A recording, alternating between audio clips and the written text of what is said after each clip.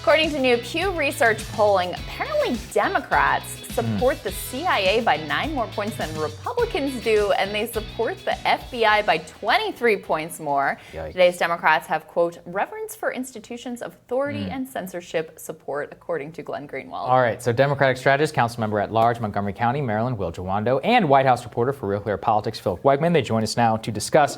Will, let me start with you. I'm curious for your perspective on this. President Obama famously basically he's only president because of skepticism of the intelligence community, the Iraq War, and all of that. And then, to see the turnaround in the Trump years, given the Mueller investigation, Russiagate, and all that. How do you feel about this, just as from the party, and seeing Obama's own rise against much of the same machine?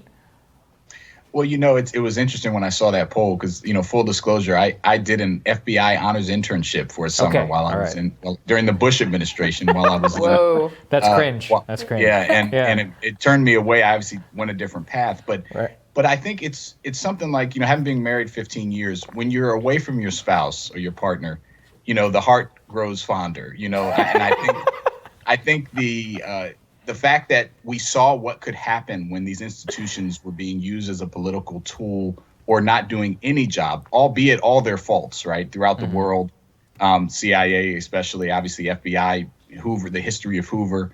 But I think you just had Democrats just wanting some normalcy. I think this points to that. We want institutions to work. We want some protection. We want to know it's there. And even if we know historically it has done these institutions have done bad things, trying to be used as political tools, or discarded in this way, I think you had people support rally around them. I know this poll's a couple years old, but I think we were right in Russiagate and all that when it was taken. So I think that's what you're seeing, kind of a reaction to Trump.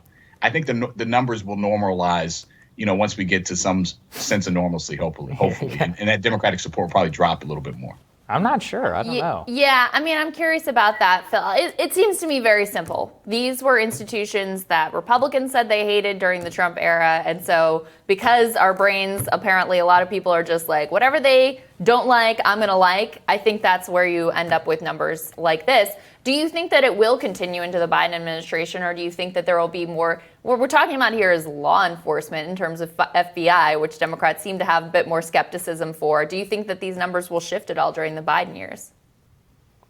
Is you coming to me? There certainly is. For Phil. Yeah, go ahead. There's certainly, some, I think some polarizing forces here. Obviously, you laid them out a second ago. A lot of Democrats liked these institutions because they were coming after Donald Trump, and a lot of Republicans disliked them for that same reason. I think that if you look at the Progressive Project, though, faith in institutions like this is a feature, not a bug. Going back to Woodrow Wilson and others, the idea is that you get these government agencies separated from the political process. I'm thinking, EPA or any of these other extra governmental institutions where they combine legislative, judicial, and executive power, and they are set apart from politics, to be more pure. That's sort of the hope that they can function without sort of, those mean influences.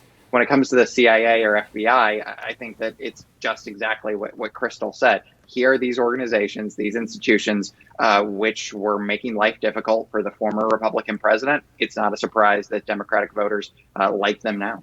Will, let me also get you in on, because this relates to this. There's a new op-ed by a member of Congress posted to CNN. Congresswoman Sheila Jackson Lee says that she believes Liz Cheney, Mitt Romney, and George W. Bush are heroes. Let's throw this tear sheet up on the screen so you can see. I'm a proud progressive who thinks Liz Cheney, Mitt Romney, who I would have fewer qualms in that statement on, and George W. Bush are true patriots. I mean, have we just memory hold everything that these people stand for? Like, Liz Cheney voted with Donald Trump more than almost any other member of Congress, number one. George W. Bush, I mean, Jesus Christ, this guy, torture, Guantanamo Bay, war crimes, like lying the nation into war, deregulating Wall Street. And we're going to say he's a patriot just because he happens to oppose Donald Trump? What is going on here? Well, I think the bar has dropped quite a bit. And look, I'll say, I think we should be able to say as Democrats, and I would agree that they did the right thing on this issue, opposing Donald Trump in what might be the largest, worst thing that a president has ever done, inciting violence on a branch of government, right? Okay, so yes, they said the right thing there, and they were in the minority in their party of acknowledging that. So yes, it's a good thing. True patriots, I don't know if she said that or if that was part of the letter or if they just used that term. I certainly have a whole slew, some of which you mentioned, issues with positions that they've taken and continue to take. You mentioned Liz Cheney's voting record, not to mention the wars and all that we had to extricate or still extricating ourselves from. But, look, I think we should be able to say that the Republicans did something right.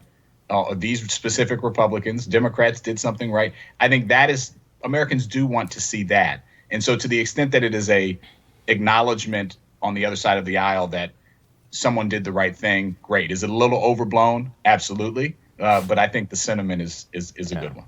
I don't know. The word patriot, that's a tough one for me. Okay, guys, really appreciate you joining us. Thanks, gentlemen. Thank you.